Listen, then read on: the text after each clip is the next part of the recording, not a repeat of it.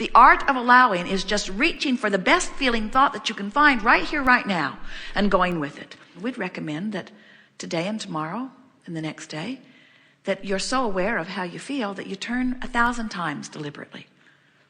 Maybe more, maybe less, but just make a decision that all day, every day, nothing's more important than my awareness of how I feel and my willingness to feel just a little better if I can. So it's enough and it's good enough. In other words, it's the best I can do right here and now, and it's good enough. It's not just good enough. It's not just enough. It's all you can do. So it ought to be enough, don't you think? You have to make peace with where you are, because you are where you are. This is where you're putting your boat in the river. The only question is, which way am I pointed in the river? And so being here is fine, and being aware of which way I'm pointing is really good, and deliberately reaching for the best thought I can find is enough. Not only is it enough, it's all you can do. So it's got to be enough. We're trying to make it easier for you to make peace with yourself, because you've been, most of you, mad that you're over here instead of over here. And that's just, we love you very much, dumb. That's just dumb, because you can't be over there. So it's got to be enough that you just turn here. Pretty good sales job, don't you think? You are source energies in physical bodies. And when you feel great, you're letting yourself be what life caused you to become. And when you feel crummy, you're not letting yourself be what life has caused you to become. And there is nothing outside of you that can change it. It's only one thing that can change it, and that is the direction of your boat in the water. We like that. We think that if everybody could hear that and understand that you would then begin to fulfill your reason for being. And what was that reason? What was the reason for being? Was it to get over there? No, because this is an eternal stream. Did we mention that? Fort Collins is not the end of the river. You're not ever going to get to the end of this stream.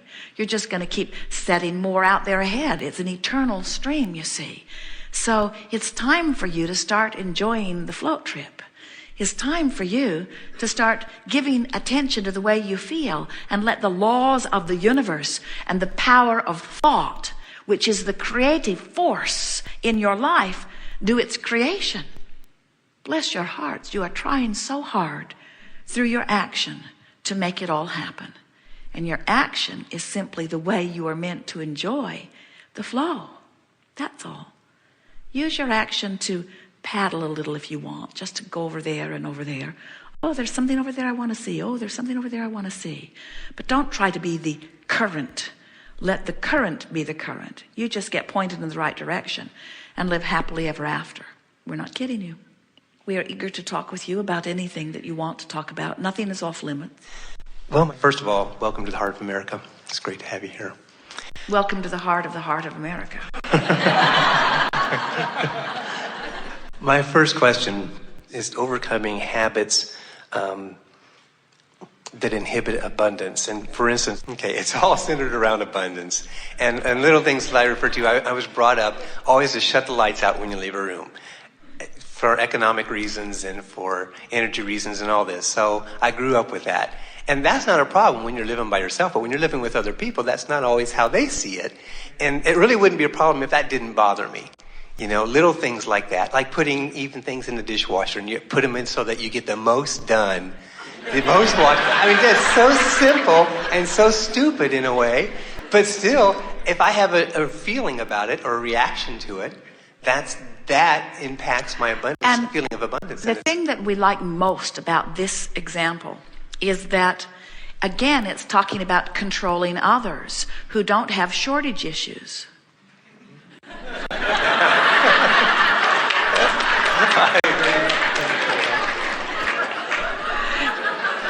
And you might say, well, they're not paying the electric bill either. But what we want you to realize is that it is just the simple thing of you soothing you. Now, you see, because all your life, especially all of your controlling of the electricity usage life, all of that life, You have shown yourself over and over and over again that you are fighting an uphill battle that can't be won, because you can't get them to think like you do. You can't get them to focus on that like you do. And you can't get them to agree with you. In other words, it's sort of like the war in the Middle East, really, when you think about it. It's the same basis, isn't it? That I see it one way and somebody else sees it another way, and I can't get inside their head and they can't get inside my head.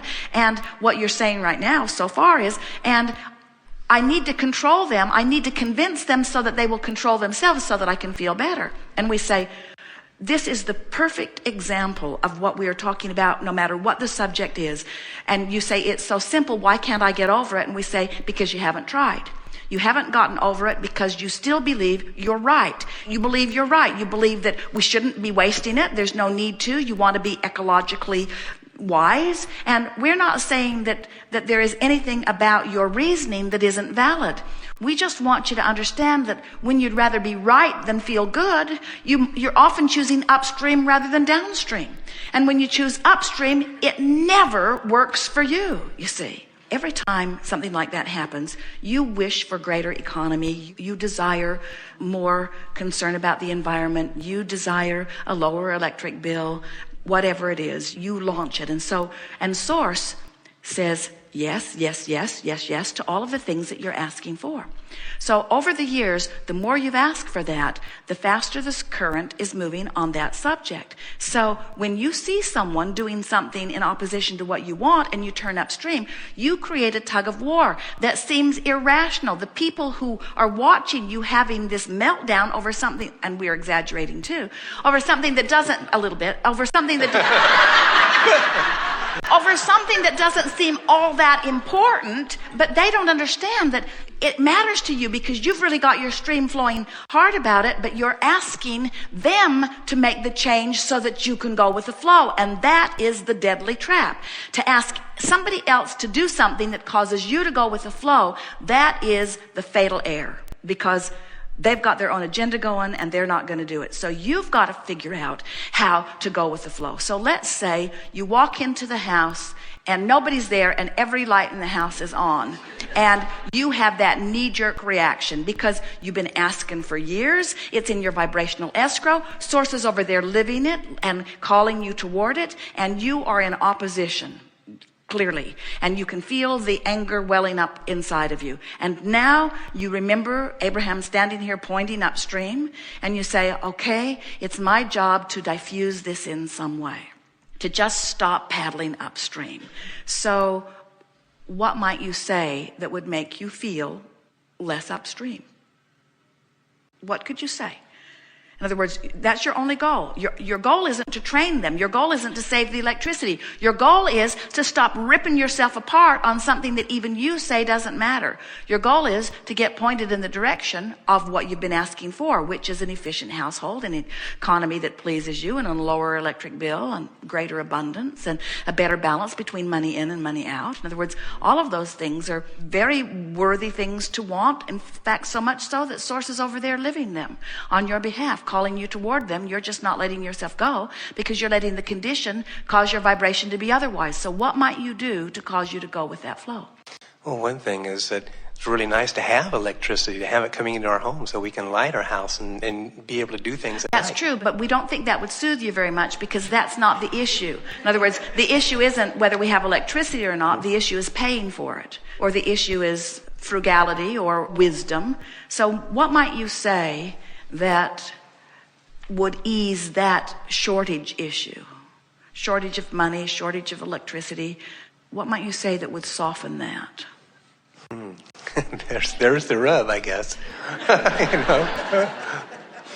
Well, you could say something like, if I were to calculate, because you see what happens, we think, is in your determination to make your case, you gather the statistics in order to try to control conditions. We're about to say something that we have never said before, and it is so powerful. In your making your case in order to control conditions, you always go upstream. Isn't that interesting? In your justifying of why you're right, in your defending and rationalizing and justifying, even though you're right, you always turn upstream. So you're working against your own current, you see. So you might say something such as, Abraham says that if this time-space reality has the wherewithal to inspire something within us, that it has the wherewithal to provide it. And so, in the same way that at one time there was no electricity flowing through this nation, now it flows in abundance everywhere. And as new communities spring up, they figure a way to deliver the electricity. And so, the electricity is never really in short supply because they've figured out how to make the supply.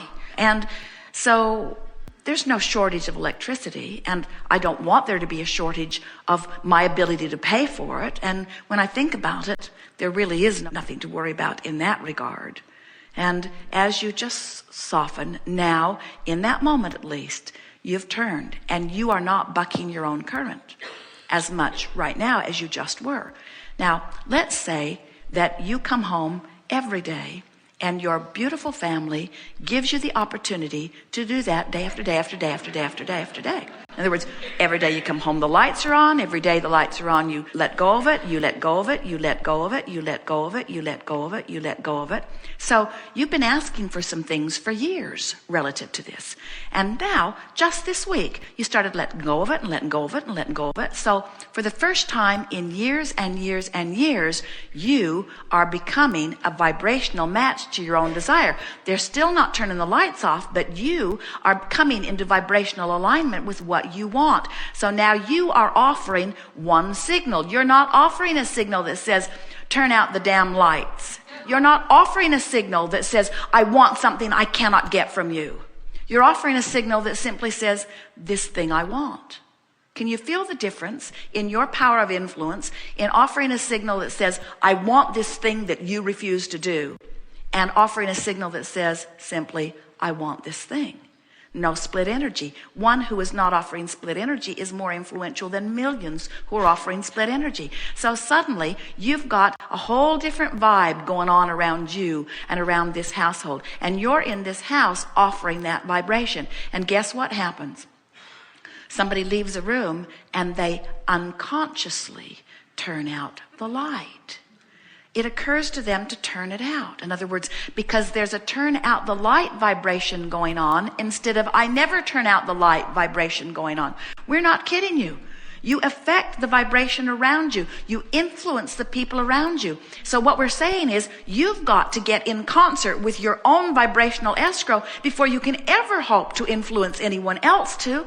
Ooh, isn't this good? Isn't this a wonderful thing to acknowledge? If you're not in alignment with who you are and what you want, you cannot begin to express that vibrationally and have any power of influence. It is such an interesting thing to watch, all of you. Of course, your budget is money in, money out, money in, money out, money in, money out. But if you'd concentrate on going with the flow, the money in would be so huge, the money out would be inconsequential. It will come so fast you don't have time to spend it. We are not kidding you. Jerry said when Esther met him, I don't care about money as long as I have all I can spend.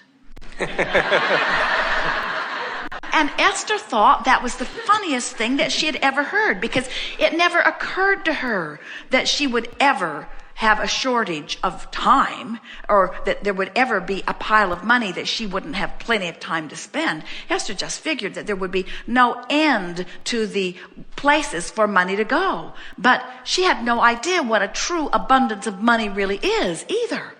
In other words, when money starts flowing, it comes from all directions. It comes in such abundance that you wonder where it always has been. When you start going with the flow, not only does money flow, but clarity and vitality and wellness and ideas, and more ideas about where to go in your flow. Thank you. We are complete.